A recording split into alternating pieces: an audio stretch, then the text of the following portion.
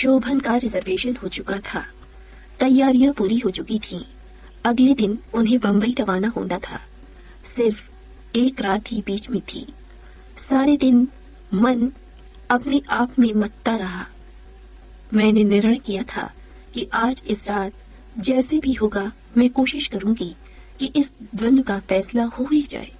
अगर कुछ टूटना है तो अंतिम रूप से टूट जाए, और अगर कुछ शेष बचा है तो उसे रेत के रेगिस्तान से पानी नहीं निकलता।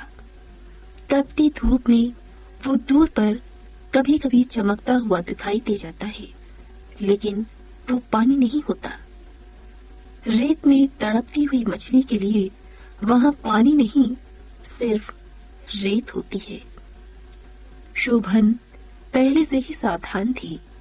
अपने निकट मेरी उपस्थिति का एहसास होते ही उन्होंने अपने आप को इस तरह व्यस्त कर लिया कि जैसे कोई बहुत ही जरूरी कागज पे खोज रही हूँ। थोड़ी देर मैं ज्यों की त्यों खड़ी रही।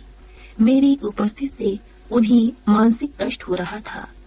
उसी तरह कागजों को देखते हुए बोले, तुम सो क्यों नहीं जाती? ज्यादा जगने से तबीयत खराब हो सकती है। याचना की उस पिछली अवधि में पहली बार मैं इस तरह फूट कर रो पड़ी कि अब लगता है जैसे उससे बड़ी भूल मैंने दूसरी नहीं की होगी। रोने की आवश्यकता क्या थी? किसके सामने मैं रोई थी और क्यों रोई थी? इस तरह रोकर अपनी कमजोरी जाहिर करने के अलावा मैंने किया क्या था? शोभन कागजों में और अधिक व्यस्त हो गई थी। मुझे अपमान महसूस हुआ। मेरी रुलाई बढ़ गई, लेकिन शोभन ने अपनी व्यस्तता तोड़ी नहीं। शोभन की उदासीनता से जो अपमान महसूस हुआ, उसने एक बड़ा काम जरूर किया। मेरी रुलाई रुक गई। ये अच्छा ही हुआ, क्योंकि अधिक रोती तो अपमान ही अधिक पड़ता। शोभन की उदासीनता में कोई अंतर नहीं पड़ता। मुझे पता चल गया था कि मेरा निर्वासन अब निश्चित हो गया है। मैं तेजी से अपनी पलंग पर लौट आई। शोभन ने शायद अपनी निरर्थक खोज एक क्षण के लिए बंद कर दी। कमरे में पूरी तरह सन्नाटा छा गया। शोभन शायद उस सन्नाटे से ऊब गए होंगी, क्योंकि उनकी आवाज सुनाई दी, कुंतल, तुम तो बच्चों की तरह व्यवहार करती हो। बातों को समझती नहीं। जाना है और उसके लिए इतनी बड़ी तैयारी करनी है। कुछ बहुत कड़वी बातें मन में आई, लेकिन मैंने कहा कुछ नहीं। अब ऐसा रहा ही क्या था जिसे मैं नहीं समझती? सभी कुछ तो साफ हो गया था मेरी आंखों के सामने। मन कर रहा था कि मेरे शब्द कोई ऐसा हथियार बन जाएं कि जिससे या तो मैं अपने आप को पीन लूं, या लेकिन नहीं। उस समय भी प्रतिशोध की राह में मेरे संस्कार आ खड़ी हुई थी। विवशता और मानसिक थकावट के कारण मैं न जाने कब सो गई थी। किसी घटना या किसी इतिहास के निशान कभी कभी अपने आप मिट जाते हैं, लेकिन कभी कभी घटना के छूटे हुए निशान खुद बहुत धुंधले होते हैं। उन धुंधले निशानों को देखकर वो कहानी पढ़ पाना मुश्किल होता है। वैसे अब इन सब स्मृति चिन्हों की आवश्यकता भी नहीं है। ये पत्र, डायरी के पन्ने, चित्रों पर लिखे हुए नोट्स, इनमें से किसी का भी अर्थ अब कुछ नहीं रह गया है। ये तभी तक सार्थक थे जब तक इनकी कहानी जिलाए रखने की चाह बनी हुई थी। अब वो चाह मर चुकी है। कहानी को भी जीते रहने का अधिकार नहीं रह गया है। अदालत में मुकदमा चल रहा है। अदालत के मुकदमे से अब होगा क्या? जो कुछ टूटा है उस पर कानून की एक मुहर लग जाएगी और बस। वकील ने कहा था कि ये सारे कागज सहेज कर रखना। यदि मुकदमे में ये काम आए भी तो उसे होगा क्या? अब ये कागज सही नहीं जाती। जब तक ये कागज रहेंगे तब तक मुझे जलाएंगे ही। नहीं, अब और अधिक जलने से अच्छा है कि इन स्मृति चिन्हों को ही जला दूं, जलाकर हमेशा हमेशा के लिए समाप्त कर दूं। कमरे की छोटी सी अंगीठी में एक एक कर वे कागज मैंने जलाने शुरू कर दिए। पत्रों और डायरी के पन्नों का ये अर्थहीन क्रम लगातार चलता जा रहा है। उनमें शब्द हैं और वाक्य हैं, लेकिन उनके अलावा जो अर्थ है, जो इतिहास गाथा है, वो उन कागजों के बाहर उन चिन्हों से अलग है। काफी लंबा है चिन्हों का ये सिलसिला। जैसे अथाह बालों की कर्म दलदल में मुझे चुपचाप धंसती छोड़कर इधर ही कहीं से गुजरा हो इतिहास गाथा का अगला अध्याय। बहुत लापरवाह पैरों से, जैसे मेरी नियति से असंपृक्त, वो इधर से गुजरता हुआ दूर क्षितिज में खो गया हो और कहीं कहीं उभर आए उसके पदचिन्ह अब धीरे धीरे मिटते जा रही हूँ। जनवरी 1960, या और सही कहा जाए जनवरी 1960 से शुरू होता है अस्फुट पद चिन्हों का ये सिलसिला। कथा अदृश्य होकर बहती है, दिखता कुछ नहीं, सिर्फ घटता रहता है।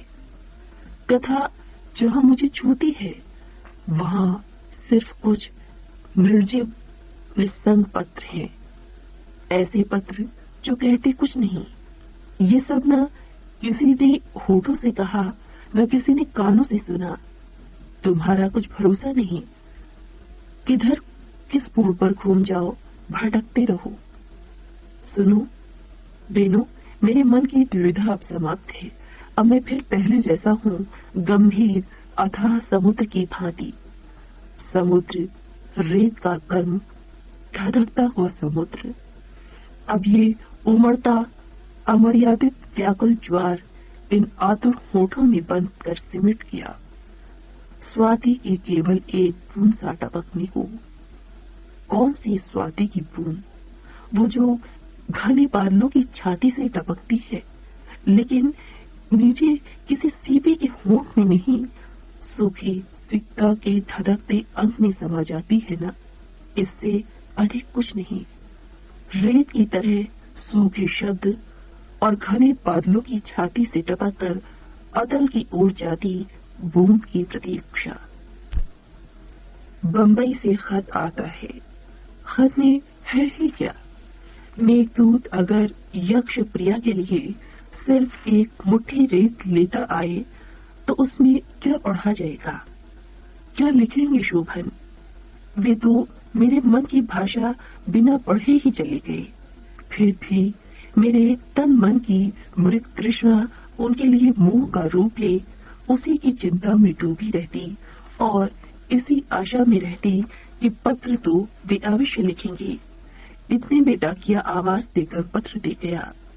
कुंतल, मैं ठीक से पहुंच गया।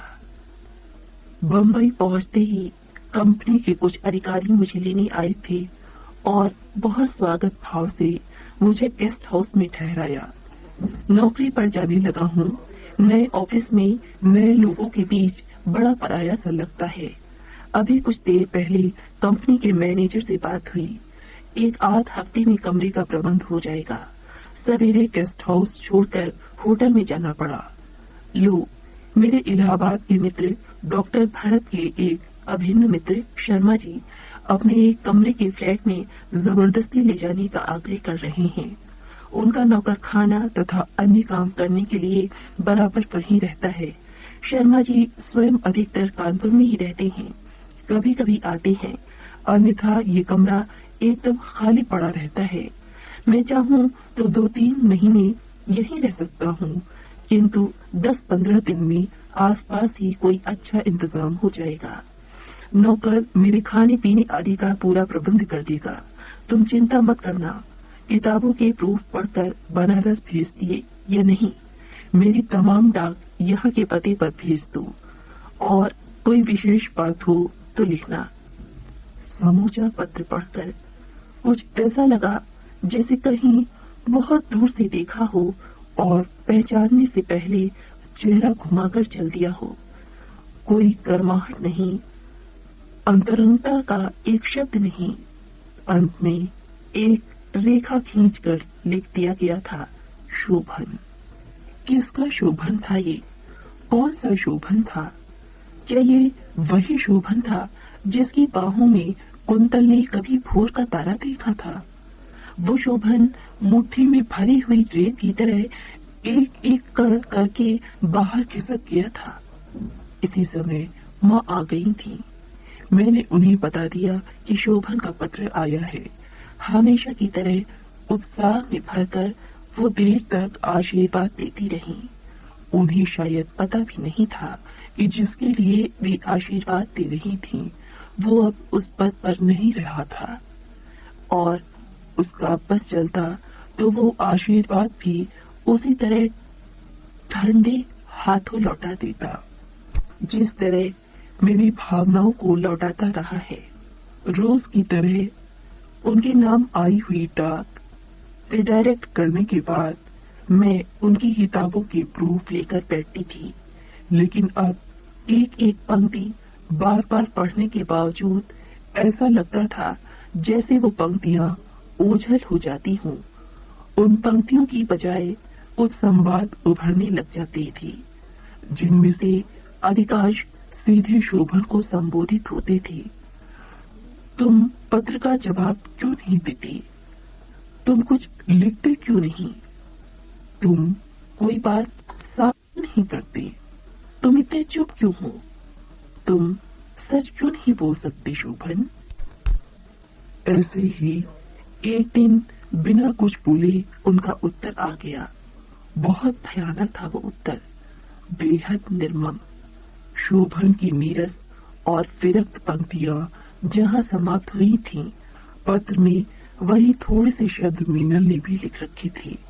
वैसे ही उन शब्दों में मात्र एक औपचारिकता भरी थी, लेकिन साधारण औपचारिकता में से भी कितनी भयानक चुभन हो सकती है, ये केवल मैंने ही महसूस किया। शोभन की चुप्पी का रहस्य समझ में आ गया था। मीनल अंततः मुझे शायद अंतिम पराजय देकर बंबई जा पहुंची थी। पत्र बार बार उलट पलट कर देखा, संदेह की कोई गुंजाइश नहीं थी।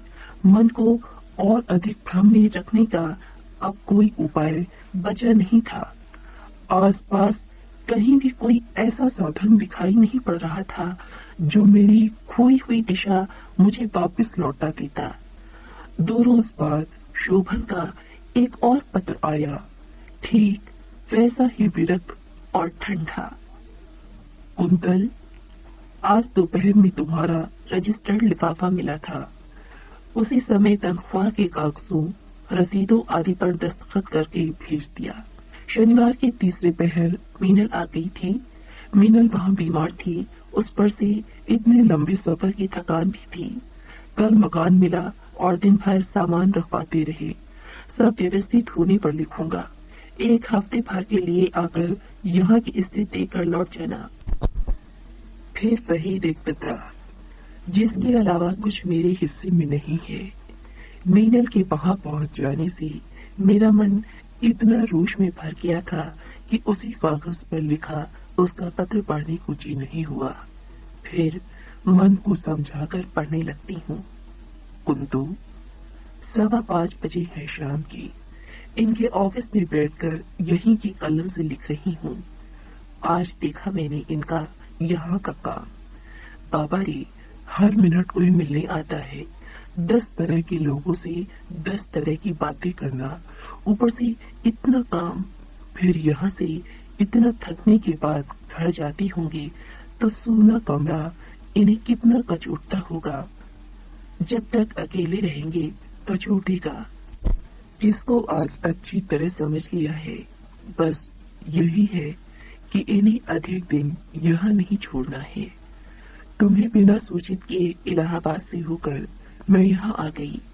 तुम्हारी शिकायत जायज होगी, किंतु मेरी जगह यदि तुम होती तो तुम भी ऐसा ही करती, और तुम्हें मेरी वहाँ की हालत मालूम होगी तो तुम उतना महसूस नहीं करोगी।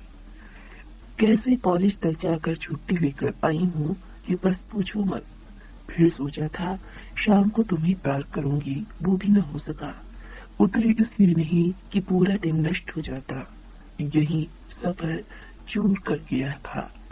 वो तो यहाँ आकर जो संजीवनी बूटी मिली, उसे सफर की थकान और बीमारी सभी भूख मारते उड़ गए। शेष कल लिखेंगे। तुम्हारी। पत्र पढ़कर बेचैनी ही बेचैनी और कुछ नहीं। यहाँ पंख कटे पंछी की तरह उड़ने में असमर्थ छटपटा रही हूँ। इसी तरह छटपटाती पूरा दिन पूरी रात बीत गई। मन उखड़ गया है, रेत में डूब गई हूँ। आंखों में, मुंह में, हाथों में और पैरों के कड़कड़ में रेत समा गई है। उसकी चुभन से कराह उठने के अतिरिक्त कुछ नहीं कर सकती। डाकिया एक और पत्र दे जाता है। इन्हीं का पत्र है। कुंतल, तनख्वाह के कागज पहुंच गई होंगी और रुपया इस्तेमाल कर लेना। कल शर्मा जी दिल्ली से लौट आएंगे। तुम्हें तार से रुपए भेज दूंगा। असल में शर्मा जी के चले जाने के कारण बैंक में अकाउंट न खुल सका था, नहीं तो अब तक रुपए भेज देता। दूसरे, मैं आश्वस्त था कि तुम्हें तनख्वाह तो मिल भी चुकी होगी। उधर ये भी ख्याल था कि तुम आ रही हो। इस समय रात के 9 बजे हैं और मेरा ख्याल है कि मीनल की काशी एक्सप्रेस इटारसी पहुंच रही होगी और दोपहर तक वो तुम्हारी और तोरू के पास होगी। असल में हुआ ये कि तुम्हें पिछले शुक्रवार को चिट्ठी लिखी थी। तब तक मीनल के आने का कोई अनुमान नहीं था, बल्कि मैंने तो कलकत्ते उसकी हालत जानने के लिए दो तार किए थे कि अगर तबीयत ज्यादा खराब हो तो मैं छुट्टी लेकर हवाई जहाज से पहुंच जाऊं। खैर, दूसरे दिन मीनल आ गई। फिर मकान ढूंढने में दलालों के साथ साथ घूमना पड़ा। पेशगी देने का इंतजाम हुआ। फिर 10 से 5 तक दफ्तर। ऊपर से मीनल की हालत ऐसी खराब थी। उसी की हिम्मत थी कि जात हथेली पर रखकर 1500 मील चली आई। शनिवार, इतवार, मंगलवार कैसे बीते हैं कि हम तीनों पहर का खाना भी न खा सके। मकान तुरंत हम लोगों ने इसलिए भी तय किया कि तुम भी आ जाओ। सारा सामान तुरंत उठवाया।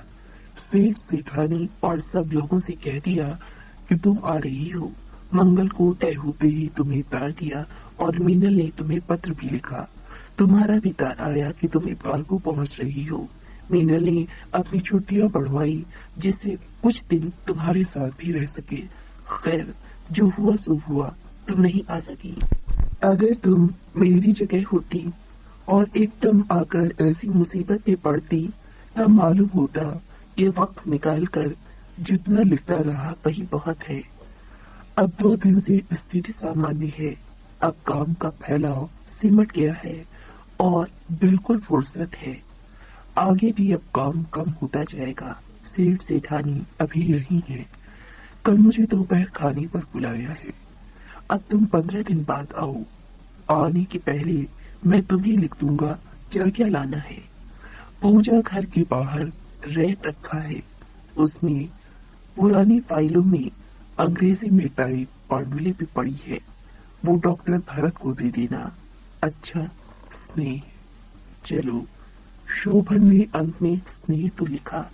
प्यार नहीं तो स्नेह से ही संतोष कर लूंगी। वो भी बना रहे तो मेरे भाग्य है। केवल रिक्तता से तो स्नेह गनीमत है। फिर मीनल आज पहुंच जाएगी। खेल क्रीड़ा से थकी क्लांत होगी।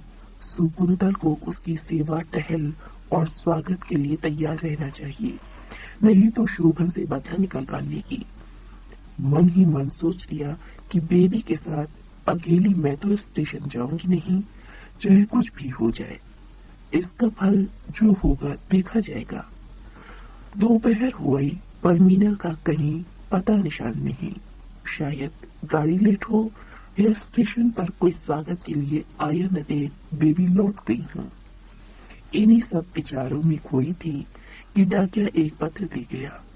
लिखाई तो मीनल की थी। खोलकर देखा तो ये फरवरी की 1 तारीख के भी पहले का पत्र है और इतने दिनों बाद आज कुछ बात रही होगी। खैर, पढ़ने लगती हूँ। कुंतु, सुबह के 5 बजे हैं। सिर और कमर में बेहद दर्द है। पैरों की नसें भी मुड़े मुड़े पूरी तरह खिंच गई हैं। इतना कष्टप्रद सफर मैंने आज तक नहीं किया है। यहाँ आ गई हूँ, फिर ये है। कल तक एकदम ठीक हो जाऊंगी। मैं तो तुम्हें आते हुए साथ लेती आती, पर यहाँ की स्थिति वही शर्मा जी के एक कमरे के मकान की थी। बड़ा मकान मिलते ही तुम्हें बुला लेंगे। इस एक कमरे में मैं और शोभन है। तुम्हारे और बच्चे के रहने की जगह कहाँ? मकान मिलते ही लिखेंगे, तुम्हारी मीनल। मेरे लिए और तोरू के लिए जगह नहीं है। मेरे अपने ही घर में जगह नहीं है। मेरे अपने पति के घर में मेरे लिए जगह नहीं है। एक दिन शोभन ने मुझसे कहा था, वे अपने घर में मेरी प्रतीक्षा कर रहे हैं और मैं अपना घर, अपने स्वजनों का घर छोड़कर आ गई थी। अब उसी घर में मेरे लिए जगह भी नहीं थी और तोरू के लिए भी नहीं थी। हताशा और बेचैनी से छटपटाती हुई मैं उस समय अपना सिर पटक कर चूर क्यों नहीं कर सकी थी। हाँ, मुझे ठीक याद है, खिड़की की चौखट पर एक हरी लेकिन डरावनी शाख जैसे मुझे एकटक घूर रही थी। मैं कांप गई। ये वही जंगली लतर थी जिसमें धीरे धीरे करके फूल बगिया के सारे पौधे निकल लिए थे और अब वो घर की चौखट के अंदर आ पहुंची थी। मेरे मुंह से अनजाने ही एक चीख निकली थी और आंखों के आगे अंधेरा छाता चला जा रहा था। बाहर टैक्सी रुकने की आवाज से अचानक मैं कुमुद की इस छोटी सी दुनिया में लौट आई हूँ।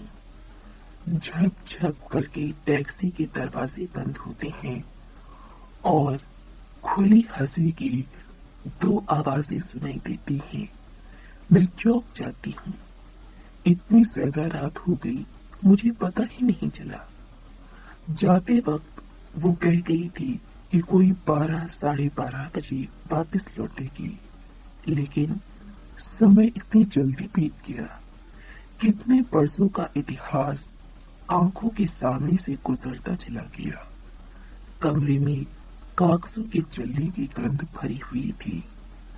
कुमुद एकदम अंदर नहीं आई। कुछ क्षणों के लिए गहरा सन्नाटा छा गया था, जैसे सब कुछ स्तब्ध हो गया हो। उस स्तब्धता में मैं डूब गई।